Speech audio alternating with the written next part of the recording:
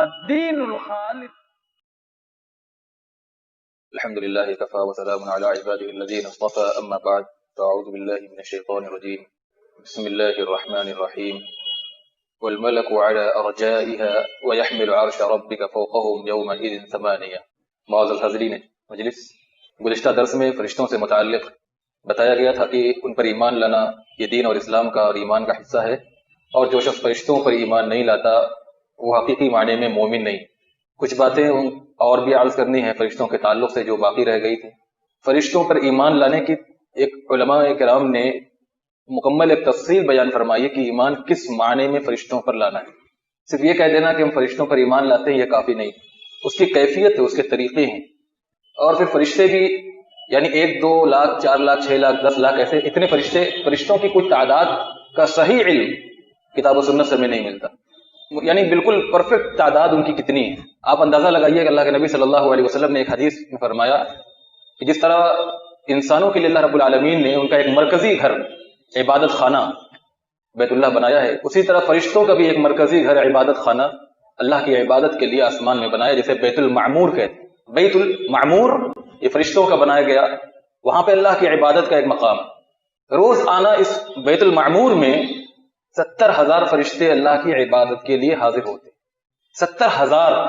اور ایک مرتبہ جس فرشتے نے حاضری وہاں پہ دے دی پھر قیامت تک اس کی باری نہیں آتی، قیامت تک اس کا نمبر ہی نہیں آتا ہے وہاں پہ عبادت کرنے کا. اب آپ سمجھ لیجئے کہ فرشتوں کی کتنی تعداد. جس نے ایک بار وہاں دستک دے دی، حاضری دے دی، اللہ کی عبادت کر لی، پھر قیامت تک اس کا نمبر نہیں آتا. ایک دوسری حدیث اللہ کے نبی صلی اللہ علیہ وسلم کی صحیح حدیث صلی اللہ علیہ وسلم نے فرمایا کہ اللہ تبارک و تعالی نے جہنم بنائی ہے، اور جہنم کی اللہ رب العالمین نے لگامیں رکھی ہیں، لگامیں بنائی ہیں.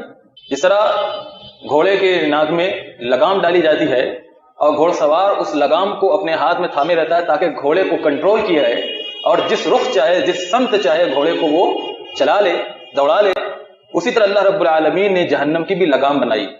جہنم جکڑی ہوئی ہے، اور 1 2 لگام نہیں ہے، 70,000 لگامیں ہیں. 70,000 لگام جو اللہ رب العالمین نے جہنم کی بنائی ہے، جس سے جہنم جکڑی ہوئی.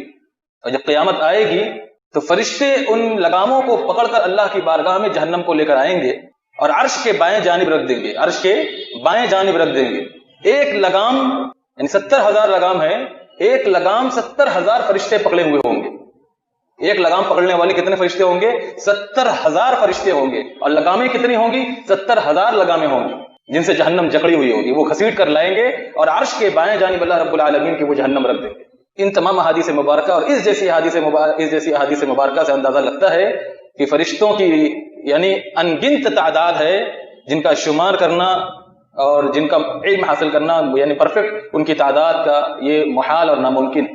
اس لیے علماء کرام کہتے ہیں کہ جن فرشتوں کا نام ہمیں اجمالاً معلوم ہے، جن فرشتوں کے بارے میں ہم مکمل طور پر نہیں جانتے کہ ان کا نام کیا ہے، ان کا کام کیا ہے، ان کی کیفیت کیا ہے، ان فرشتوں پر ہم اجمالاً ایمان لائیں گے. اجمالاً ایمان کہ ہم ایمان رکھتے ہیں تمام فرشتوں پر.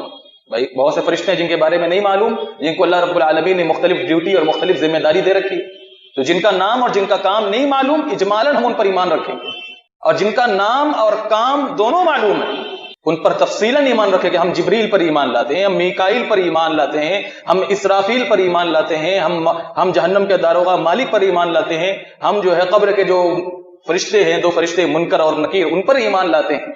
اور ان کی کیفیات اور ان کی تفاصیل بھی کتاب و سنت کے ذخیرے میں موجود ہے. اب ایمان کس طریقے پر لانا ہے، کس معنی میں لانا ہے، علماء عقیدہ کہتے ہیں، اہل سنت والجماعت کے ائمہ کرام کہتے ہیں کہ ایمان اس طریقے پر لانا ہے کہ پہلے فرشتوں کے وجود کو تسلیم کیا جائے، کہ ہم فرشتوں کے وجود کو تسلیم کرتے کہ فرشتے ایک مخلوق ہیں جو کائنات میں ہیں، جنہیں اللہ رب العالمین نے اس دنیا میں وجود بخشا ہے، اور وہ انسانوں کی خدمت پر اور اللہ رب العالمین کی اطاعت پر مامور و مکلف ہے. فرشتوں کے وجود کو تسلیم کرنا. دوسری چیز یہ ثابت کرنا کہ جس طرح اللہ رب العالمین اس کائنات میں انسان اور جنات کو وجود عطا فرمایا ہے، تخلیق بخشی ہے، اسی طرح بالکل اسی طرح ایک اور مخلوق ہے جسے ہم فرشتہ کہتے ہیں، ملائکہ کہتے ہیں، اور وہ بھی اللہ کے بندے ہیں اور اس کی مخلوق ہیں. جس طرح جن اور انسان اللہ کے بندے اور اس کی مخلوق ہیں، اسی طرح فرشتے بھی ایک مستقل مخلوق ہیں جو اللہ کے بندے ہیں اور وہ مامور اور مکلف ہیں. مکلف ہیں یعنی ان کو بتا دیا گیا ہے کہ آپ کے کیا کام ہے، آپ کی کیا ڈیوٹی.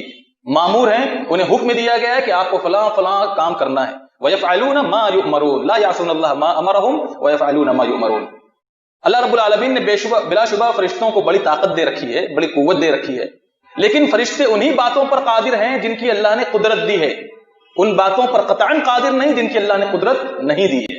فرشتے انہی پر قادر ہیں جن کی اللہ نے انہیں قدرت دے رکھی. تیسری چیز، فرشتوں سے محبت رکھنا، فرشتوں سے محبت رکھنا اور ان کی تعظیم اور تکریم کرنا یہ ایمان کا تقاضا ہے. یہ تیسری چیز ہے کہ فرشتوں سے محبت رکھی جائے، چاہے ان کو جانتے ہوں چاہے نہ جانتے ہوں. ان سے یہ ایمان کا تقاضا ہے. ہم ایمان رکھتے ہیں تو ایمان میں یہ بات بھی شامل ہے کہ ان سے محبت رکھیں، اور جو فرشتے جن کو ہم جانتے ہیں اور جن کو نہیں جانتے، مجملاً جانتے ہیں، ان کی تعظیم کریں، ان کے دل میں محبت رکھیں. ایمان کا چوتھا تقاضا یہ ہے کہ فرشتوں کے اعمال اور ان کی صفات پر بھی ایمان لائیں. فرشتے فلاں کام کرتے ہیں، فرشتے قبر میں جاتے ہیں، مردے سے سوال کرتے ہیں، فلاں کام کرتے ہیں، روح قبض کرتے ہیں. یہ تمام اعمال اللہ نے بتایا کہ کرامن کاتبین ہے جو انسان کے اوپر مقرر ہیں، انسان کے اچھے برے کرتوت لکھتے ہیں.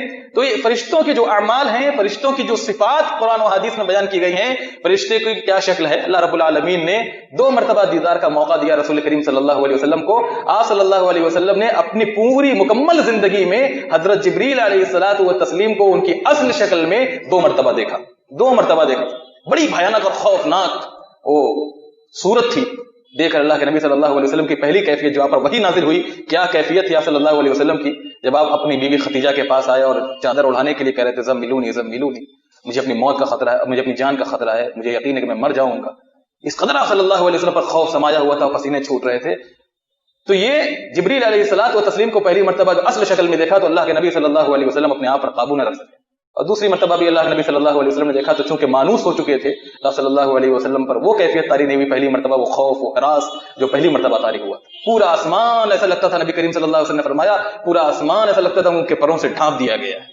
تو ان کے اعمال اور ان کی صفات پر بھی ایمان لانا، جو ان کی صفات حدیث میں بیان کی گئی ہیں، قرآن میں بیان کی گئی ہیں، بلکہ اللہ نے قرآن میں سورہ قدر کے اندر تفصیل سے بیان فرمایا انا انزلناه في ليله القدر وما ادراك ما ليله القدر ليله القدر خير من الف شهر تنزل الملائكه والروح فيها باذن ربهم من كل امر سلام هي حتى مطلع الفجر. ان کا اترنا، آسمان پر چڑھنا، یہ ان کی صفات ہیں کہ اللہ کے حکم سے زمین پر اترتے ہیں اور اللہ کے حکم سے آسمان پر بندوں کے اعمال کو لے کر چڑھتے ہیں.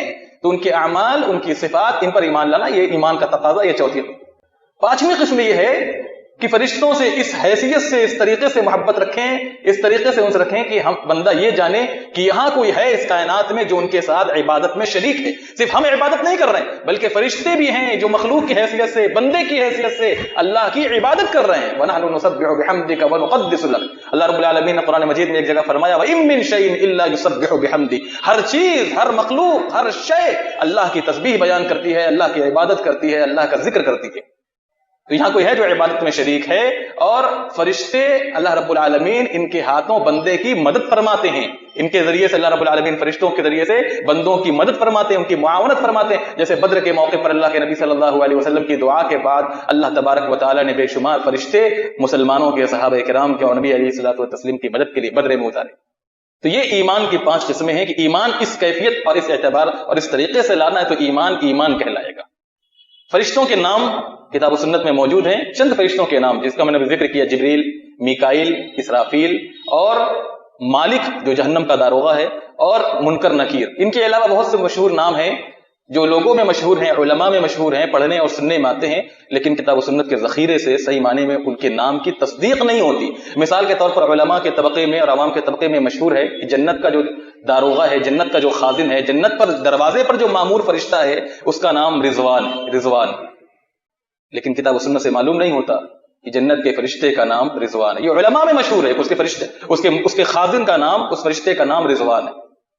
کتاب و سنت سے میں سے 5 فرشتوں کا نام معلوم ہوتا ہے: جبریل، میکائیل، اسرافیل، مالک اور منکر نکیر.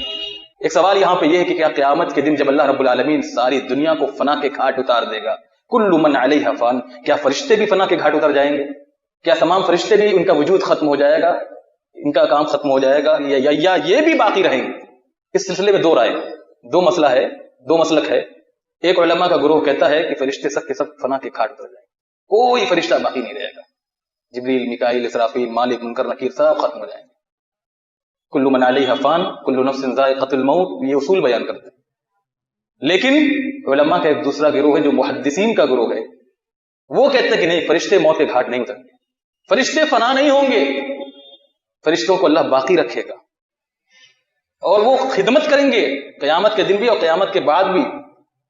قرآن کریم کی آیات کریمہ بے شمار، آپ قرآن اٹھائیے، اللہ رب العالمین قیامت کا منظر کھینچتے ہوئے کہتا ہے والملک علی ارجائها ویحمل عرش ربک فوقهم یومئذ ثمانیہ، جب دنیا تباہ و برباد ہو رہی ہوگی تو فرشتے آسمانوں کے کناروں پر دنیا کی بربادی کا نظارہ دیکھ رہے ہوں گے۔ والملک علی ارجائها، تمام فرشتے آسمانوں کے کناروں پر کھڑے دنیا کی تباہی و بربادی کا نظارہ دیکھ رہے ہوں گے۔ وَيَحْمِلُ عَرْشَ رَبِّكَ فَوْقَهُمْ يَوْمَئِذٍ ثَمَانِيَةٌ، ثمانیہ کی تفسیر میں مفسرین کا اختلاف ہے کہ آپ کے رب کے عرش کو 8 فرشتے اپنے اوپر اٹھائے ہوئے ہوں گے۔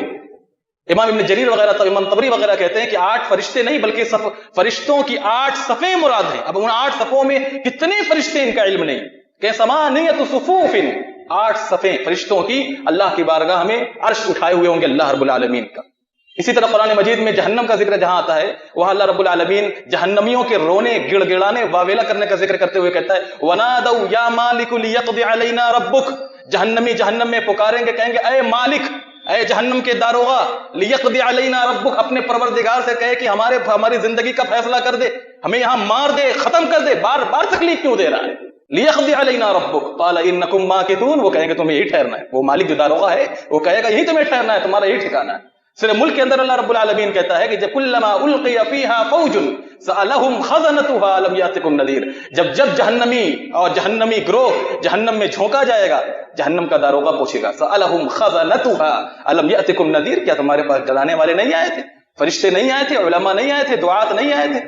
تو راجح مسئلہ یہ ہے، موقف یہ ہے، عقیدے کی اصل بات یہ ہے کہ فرشتے بھی باقی رہیں گے اور فرشتے موت کے گھاٹ نہیں اترنے والے، اللہ رب العالمین ان کو باقی رکھیں گے، ان کے وجود کو ثابت رکھیں گے۔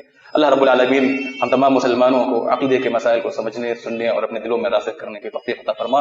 وآخر دعوانا الحمدللہ رب العالمین، والسلام علیکم ورحمۃ اللہ وبرکاتہ۔